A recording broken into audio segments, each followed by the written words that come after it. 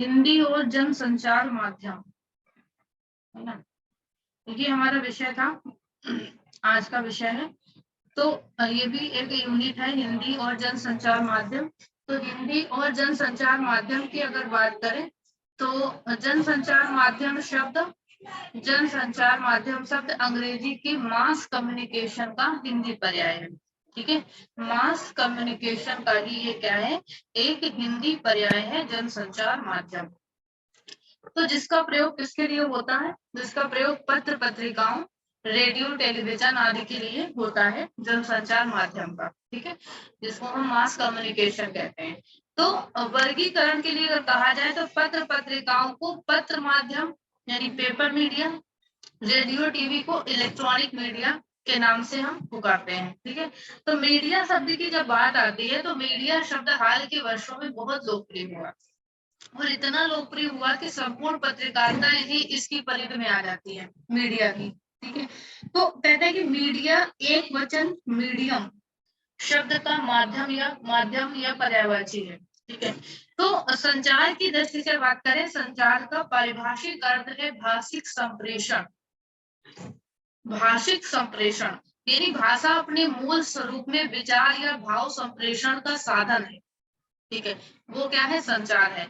तो दैनिक जीवन की बात करें या दैनिक व्यवहार की बात करें, हम अपने विचार भाषा के द्वारा, चाहे वो बोलकर हो या लिखकर हो, हम प्रकट करते हैं, यही ये क्या है, भाषा है।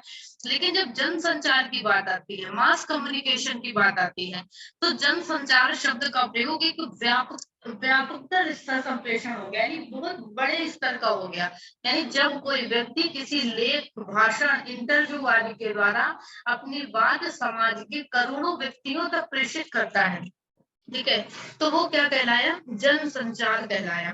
ठीक है, जब कोई व्यक्ति अपनी कोई भी अपना भाषण हो, चाहे इंटरव्यू हो या लेख हो, अब समाज के करोड़ों व्यक्तियों तक संप्रेषित करता है, वो जनसंचार कहलाता है। ठीक है, फिल्मों की बात करें तो फिल्में किसमें आती हैं, जनसंचार माध्यम के क्षेत्र में आती है। तो इनसे क्वेश्चन ऐसे ही बन सकते हैं कि इसमें से कौन सा जनसंचार का माध्यम है या कौन सा नहीं है। ठीक है, फिल्में किसमें आती है, जनसंचार है कि नहीं है। तो फिल्में क्या है, फिल्में संचार माध्यम के क्षेत्र में आती है, लेकिन उनकी अपनी भी एक सीमाएं हैं। ठीक है, वे सिनेमा के पर्दे तक सीमित हैं। ठीक है, अगर आप क्रिकेट के क्षेत्र में जाएंगे, राजनीति के क्षेत्र में, तो वहां तो फिल्में नहीं होंगी, उनका एक अपना क्षेत्र है। तो टेलीविजन ने सीमा को तोड़ा और फिल्में थिएटर की सीमा लांघकर हमारे घरों तक आ पहुंची। ठीक है, तो दृश्य और श्रव्य माध्यमों में आज फिल्मों की गणना होने लगी है। फिल्म कैसी है, दृश्य और श्रव्य दोनों माध्यम है।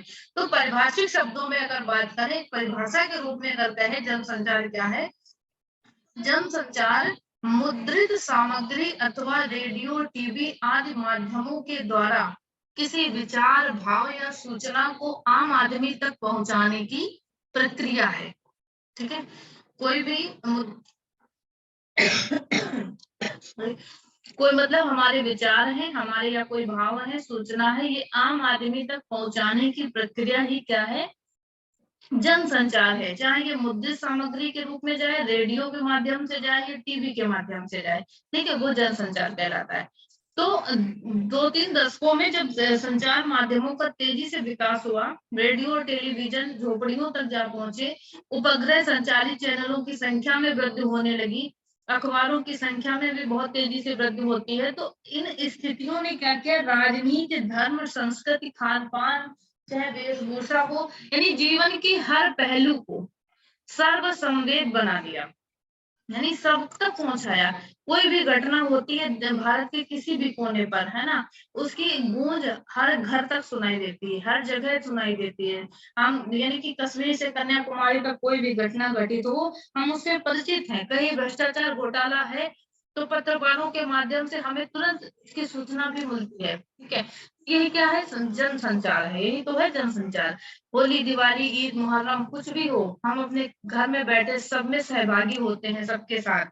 धारावाहिकें हैं, फिल्में हैं, फिल्मों के द्वारा हम प्रचलित वस्त्रों और आभूषणों का भी चुनाव करते हैं, है ना। आजकल क्या फैशन है, क्या खान पान है, ये सब ये भी चुनाव करते हैं। तो यहाँ तक कि खेल की बात करें तो खेल के रोमांचकारी क्षणों का आनंद लेने के लिए भी हमें स्टेडियम जाने की जरूरत नहीं है, हम घर में अपने टीवी पर बैठ करके लाइव उसको आनंद लेते हैं। तो विज्ञापनों का प्रभाव इन कार्यक्रमों से कहीं अधिक व्यापक और गहरा हुआ। इनके द्वारा हमारा परिचय मानव उपयोग की वस्तुओं से हुआ, है ना, सभी चीजों से, जरूरत की सभी चीजों का हुआ, मतलब चीजें विज्ञापन के दायरे में आई।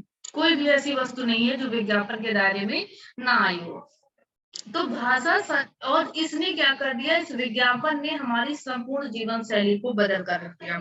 भाषा संचार का एकमात्र माध्यम है, ठीक है, भाषा क्या है, संचार का एकमात्र माध्यम है। समाचार पत्र हो या पत्रिकाएं हो, रेडियो हो, टेलीविजन हो, सर्वत्र भाषा की आवश्यकता पड़ती है। कहीं भी आप जाओ, समाचार पत्र में भी, उसमें भी भाषा ही चाहिए, कोई चाहे इंग्लिश हो, चाहे हिंदी हो, चाहे उर्दू हो, कुछ भी हो, पत्रिकाओं में भी चाहिए, रेडियो में भी, सब में भाषा की आवश्यकता पड़ती है। तो यहाँ तक कि दृश्य माध्यम भी बिना भाषा के क्या है, गूंगे हैं। इसी कारण हम मूक खेल दृश्यों को भी टिप्पणी के साथ देखना पसंद करते हैं, यानी कि वहां भी हमें भाषा की आवश्यकता पड़ती है। तो भाषा को अभूतपूर्व महत्व मिला और अभूतपूर्व महत्व प्रदान किया गया। हिंदी इन दशकों में, अगर इन 2 दशकों की बात करें तो हिंदी क्या है, एक अत्यंत समर्थ जनभाषा के रूप में उभर कर हमारे सामने आती है। ठीक है, उसे अंग्रेजी से स्पर्धा नहीं करनी पड़ी इन क्षेत्रों में। उल्टा क्या हुआ, अंग्रेजी को हिंदी की बैसाखियों का सहारा लेकर के चलना पड़ा। इतने प्रचारक, इतनी संस्थाएं, इन सब ने मिल करके, यानी कि जो जो काम कहते हैं शताब्दियों तक नहीं हो सका, वो आज इन संचार माध्यमों ने 20 सालों में कर दिया, है ना। भाषा का सहज विकास हुआ। आज अब आप बात करिए, आप मोबाइल फोन पर टाइप करते हैं तो हिंदी में ही टाइप करते हैं, हमें लगता है कि यार हम हिंदी में ही बात करें, हिंदी में टाइप करें, है ना। कुछ भी चीज हमें किसी को लिख के भेजना है तो हम हिंदी का ही प्रयोग कर लेते हैं। तो ये क्या है, एक विकास है। ठीक है, तो आज कोई भी व्यक्ति, केरल कहते उदाहरण देकर बताया गया है कि केरल का कोई व्यक्ति पत्रकारों से रूबरू होता है, टूटी फूटी हिंदी बोलता है। सघन वन प्रदेशों के आदिवासियों की बात करें, जिन तक बाहरी भाषा कभी पहुंची नहीं, आज वो भी हिंदी में बात करते हैं। अभी आपने सुना था आदिवासियों की जब बात आती है, जब द्रौपदी मुर्मू राष्ट्रपति बनी तो उनके गांव से सीधे पत्रकार लोग लाइव थे, है ना। वहां गांव के लोगों से, उनके घर वालों से, जो बिल्कुल पढ़े लिखे नहीं थे, एक नॉर्मल जीवन जी रहे थे, उनसे बात की। वो भी जैसी भी हिंदी बोल रहे थे, लेकिन बोल रहे थे हिंदी, है ना। तो ये क्या है, ये एक भाषा का विकास है ना, संचार माध्यमों का विकास है, जिनके माध्यम से भाषा चाहे जैसी भी हो, वो उन तक हिंदी पहुंची। तो इन तथ्यों ने इस, कहते हैं, इस भ्रांत को झुटलाया, इस मान्यता को झुटलाया कि हिंदी दक्षिण भारत में नहीं समझी जाती। ठीक है, हम लोग हमसे कहेंगे कि आप दक्षिण भारत में जाओगे तो वहां हिंदी तो नहीं कोई समझता, आप ऐसे वहां कैसे चले जाओगे। एक लोगों का एक पहले भ्रम भर देते थे लोग, दिमाग में भ्रांतियां भर देते थे। लेकिन अगर आप कहीं भी, आप न्यूज चैनल पे देखेंगे, कहीं किसी भी राज्य से बात हो रही, कोई भी एक आध परसेंट की भी बात की जाती थी, लेकिन चाहे वो जिस भाषा जैसी भी हिंदी बोले, लेकिन कुछ हद तक वो बोलता जरूर है। तो अंग्रेजी भाषा के परिवेश में ये भी बात स्वीकार की जाने लगी। क्या स्वीकार की गई, कि भारत की भाषा हिंदी है। कुछ दिनों जब उपग्रह चैनल फिर शुरू होते हैं, जब, ठीक है, देखा होगा उनमें से आधे से अधिक कार्यक्रम क्या थे, अंग्रेजी में चलते थे पिछले समय में। ठीक है, लेकिन ये बात कहते हैं कि धीरे धीरे जो ये जो कार्यक्रम चलाने वाले प्रस्तुत करते थे, इनको भी पता चला ये बात कि 5% से कम संख्या के दर्शकों की भाषा पूरे दर्शक समाज पर नहीं लादी दिया जा सकती, यानी 5% से ज्यादा ही लोग, कम ही लोग हिंदी इंग्लिश बोलते होंगे पूरे देश में, कहते हैं। तो अगर जो लोग हिंदी समझते हैं इतने ज्यादा, 80% से ज्यादा अगर हिंदी समझते हैं, और उन 5-10% लोगों के लिए आप अंग्रेजी में कार्यक्रम चलाओगे, तो उसकी सफलता का अंदाजा स्वयं ही लगाया जा सकता है ना। तो उनको भी इस बात का अंदाजा हुआ। आम विद्यार्थी कक्षा में अंग्रेजी को अनिच्छा से भी पढ़ सकता है, बिना रुचि के अपने घर पर अंग्रेजी कार्यक्रम नहीं देख सकता वो। ठीक है, अंग्रेजी पढ़ तो सकता है अपनी बिना मर्जी के, आप स्कूल में जाएगा, लेकिन अगर टीवी प्रोग्राम वो लगाएगा तो अपनी भाषा में ही लगाएगा, उसको वही अच्छा लगेगा। तो इससे क्या हुआ, डबिंग की प्रेरणा बढ़ी। डिस्कवरी, कार्टून नेटवर्क जैसे चैनलों के कार्यक्रम भी हिंदी में डब किए जाने लगे। तो ये क्या है, एक भाषा, इन संचार माध्यमों से भाषा का विकास हुआ, तेजी से हिंदी का विकास हुआ। इस परिवर्तन और इससे प्रेरित होकर जो फिल्म निर्माताओं की अगर बात करें, वो भी क्या है, व्यवसायिक फिल्मों का उन्होंने भी डबिंग शुरू की। और इसका परिणाम क्या हुआ कि ज्यूरेसिक पार्क, टाइटैनिक, अनाकोंडा जैसी फिल्में किसमें आई? हिंदी में आई। जो काफी लोकप्रिय फिल्में थी वो भी कहाँ पर आई? वो भी हिंदी में हमें देखने को मिली। ठीक है, क्योंकि उन्हें लगा कि हाँ ये दर्शक वर्ग है बहुत बड़ा हिंदी का, ठीक है, जिस तक अपनी बात को डबिंग करके पहुंचाया जा सकता है। तो ये इन्होंने क्या किया, छोटे पर्दों पर ही नहीं धूम मचाई, इन फिल्मों ने बहुत खासा मुनाफा भी कमाया, तो व्यावसायिक नजरिए से भी विकास हुआ।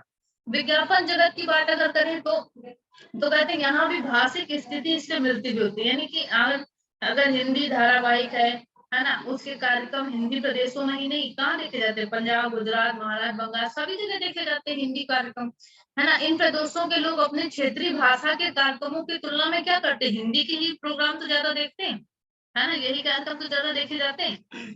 अब कपिल शर्मा का शो आता है, कोई अंग्रेजी में तो नहीं आता, या कोई भी शो है, ठीक है, अंग्रेजी में तो नहीं आता, लेकिन लोकप्रिय तो पूरे देश में है ना, हर क्षेत्र में है देश के। तो ये क्या है, इनसे भी क्या है कि ये भी सब लोकप्रिय हैं। इन प्रदेशों ने भी अपनी क्षेत्रीय भाषा के कार्यक्रमों की तुलना में हिंदी के कार्यक्रमों को ज्यादा पसंद किया, और विज्ञापन देने वाले जो हैं उन्होंने इस सच्चाई को भी स्वीकारा कि हिंदी में विज्ञापन देने की व्यवहारिकता उन्होंने भी दिखाई। वो भी समझते हैं कि हिंदी में हिंदी विज्ञापन मतलब कई जगह आप देखेंगे क्षेत्रीय कार्यक्रमों में भी हिंदी विज्ञापन मिलते हैं। तो ये क्या है, हिंदी का विकास है तेजी से। अंग्रेजी विज्ञापनों का प्रश्न की बात करें तो वो अंग्रेजी कार्यक्रमों तक ही ज्यादातर आप सीमित रह जाते हैं। ठीक है, तो ये संचार माध्यमों का ही एक बहुत बड़ा योगदान है। फिर संचार माध्यमों का बात आता है, एक अगर अगर अगले योगदान की बात करें, भाषिक दूरियों को मिटाना, इसमें भी एक बहुत बड़ा योगदान रहा संचार माध्यमों का। भाषिक दूरियां कैसे मिटाई? मतलब आज भाषाओं के बीच में कोई स्पर्धा नहीं है, मतलब उन्हें लगता है, उन्होंने सही अस्तित्व के सिद्धांत को स्वीकारा। हिंदी अभिजात वर्ग के लिए अस्पृश्य नहीं रही, चाहे नेता, अभिनेता, उद्योगपति, कलाकार, खिलाड़ी, सभी क्या है, मिली जुली भाषा बोलने लगे। ठीक है, अब वे अपनी बात अंग्रेजी में शुरू करते हैं, अंग्रेजी में शुरू करेंगे। आप किसी भी बड़े कलाकार को देखिए, बड़े खिलाड़ी को देखिए, उद्योगपति को देखिए, बात शुरुआत अंग्रेजी में करेंगे, लेकिन अगर चंद वाक्य बोलने के बाद भी वो हिंदी में आ जाता, और कभी कभी दोनों भाषाओं में बात होने लगती है। ठीक है, तो ये क्या है, ये बात कोई बात कहते हैं जब हृदय से निकलती है तो व्याकरण की परवाह नहीं होती है, और वो जो बात कोई हृदय से निकलती है तो अपनी भाषा में ही निकलती है। ठीक है, हम कितना भी व्यवसायी बनने की कोशिश करें, तो ये भाषा का सह अस्तित्व का प्रभाव फिर अखबारों पर पड़ता है। अखबार की सामग्री कहते कहते एक ही भाषा में वैसे तो होती है, अगर आप हिंदी का अखबार पढ़ रहे हैं तो हिंदी में होगी, उर्दू को पढ़ रहे हैं उर्दू में होगी, इंग्लिश को पढ़ रहे हैं इंग्लिश में होगी। लेकिन अगर अंग्रेजी अखबारों में हिंदी विज्ञापन और हिंदी अखबारों में अंग्रेजी विज्ञापन यथातथ देखे जा सकते हैं। ठीक है, तो ये भी आप देखेंगे कि यहाँ भी कई बहुत हद तक संचार माध्यम का प्रभाव पड़ा। ठीक है, शीर्षकों में दूसरी भाषा का प्रयोग आम हो गया। हिंदी के अग्रणी जैसे नव भारत टाइम्स है, दैनिक पत्र है जो, business career, Bombay times, economics times, ये क्या है, अंग्रेजी शीर्षक है। ये भाषिक सह अस्तित्व के कतिपय उदाहरण है। ठीक है, नव भारत टाइम्स यानी कई दो भाषाओं का इसमें प्रयोग है। बिजनेस कैरियर, बॉम्बे टाइम्स, ये सब क्या है, यानी भाषा का सह अस्तित्व देखने को मिलता है। और हिंदी की बात अगर करें तो कुछ वर्षों में जनसंचार की एक समर्थ भाषा बनकर हिंदी उभरी। ये प्रगति आकस्मिक या संयोगजनक नहीं थी, है ना, कोई संयोग नहीं था कि जो हिंदी का विकास एकदम से होता है, नहीं होता। नहीं, हिंदी में एक अच्छी संचार भाषा के सभी गुण विद्यमान हैं, जिसकी वजह से हिंदी का तेजी से विकास हुआ। हिंदी जनसंचार की समर्थ भाषा बनकर उभरी। ठीक है, तो वो क्या चीजें हैं, वो क्या गुण है जो हिंदी में हिंदी को एक मतलब जनसंचार की समर्थ भाषा बनाकर सामने लाते हैं।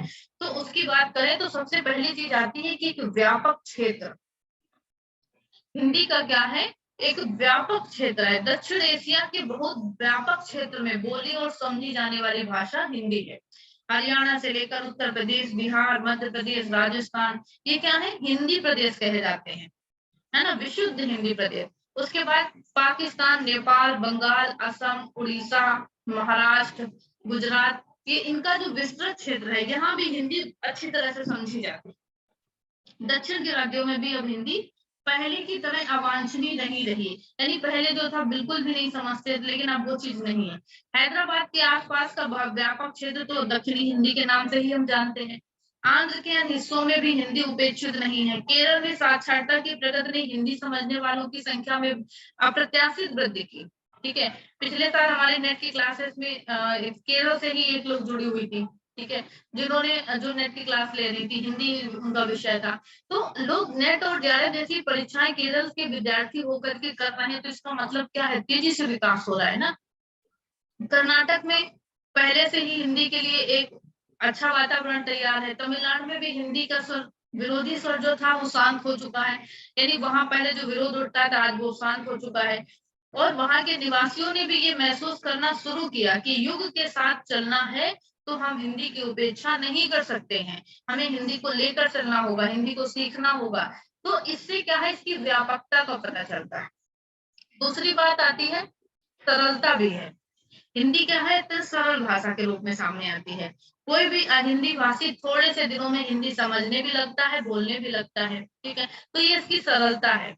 हिंदी भाषी मोहल्लों में रहने वाले हिंदी भाषियों के बच्चे हिंदी को मातृभाषा की तरह बोलते हैं। फिल्मी जगत में हिंदी भाषी कलाकारों की संख्या हिंदी भाषी कलाकारों से बड़ी है, लेकिन भाषिक भिन्नता और उनके उच्चारण में कहीं परिलक्षित नहीं होती है। उच्चारण में सरलता से वो बोल लेते हैं। शब्द ग्रहण क्षमता, ये इसकी एक तीसरी विशेषता है जो उसको एक व्यापक संचार माध्यम के रूप में हमारे सामने प्रस्तुत करते हैं।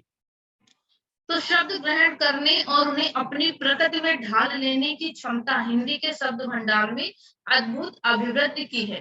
ये भी बहुत तेजी से वृद्धि हुई। हिंदी में अरबी, फारसी और अंग्रेजी के ही नहीं, प्रादेशिक भाषाओं के सैकड़ों शब्द सहज ही घुल मिल गए। शब्द बचाने की जो ये प्रकृति हिंदी में पहले है, कहते आज से पहले, ये आज पहले से ज्यादा सक्रिय है। बोलचाल की हिंदी में गुजराती, बांग्ला, पंजाबी, मराठी के शब्द आए, है ना। और हिंदी को राष्ट्रभाषा के रूप में अगर विकसित होना है, कहते हैं, तो उसे उदारता पूर्वक प्रांतीय भाषाओं के शब्दों को स्वीकार करना ही होगा। तो संचार माध्यमों के भाषा के रूप में हिंदी अपनी इसी शब्द ग्रहण क्षमता के कारण भी सफल रही। व्याकरणिक उदारता, अगली विशेषता इसकी आती है व्याकरणिक उदारता, यानी व्याकरण भाषा का नियामक होता है और परिवर्तनशील भाषा की सहज प्रकृति भी है। तो जब कहते हैं ये दोनों के बीच सतत संघर्ष चलता रहता है। हिंदी की बात करें तो ये व्याकरणिक उदारता की प्रवृत्ति ने संचार माध्यम की भाषा बनने में बहुत ज्यादा हिंदी को सहायता पहुंचाई। ठीक है, और उसके बाद मतलब एक संप्रेषक और संप्रेष्य पक्ष जो हिंदी के हैं वो दोनों ही अत्यंत सरल है। ठीक है, तो इस तरह से हिंदी क्या है, जन भाषा के निकट है। तो इस तरह अगर कहा जाए कि हिंदी क्या है, अगर ओवरऑल देखा जाए तो हिंदी एक उत्कृष्ट संचार भाषा है ना। रेडियो, सिनेमा, समाचार पत्र हो या भी अन्य माध्यमों में काफी ये सफल भी रही, और विज्ञापन की दुनिया में इसका बोलबाला है। सभी क्षेत्रों में हिंदी ने तेजी से प्रगति की, यानी कि तेजी से प्रगति की। ठीक है, तो ये चीजें थी, ये कारण थे जो हिंदी के जन संचार माध्यम के रूप में, हिंदी एक जन संचार का माध्यम के रूप में हमारे सामने आती है। ठीक है, तो जो आज का ये विषय था, हिंदी और जन संचार माध्यम, यहाँ से पूरा होता है। किसी को कोई डाउट हो तो बताइए।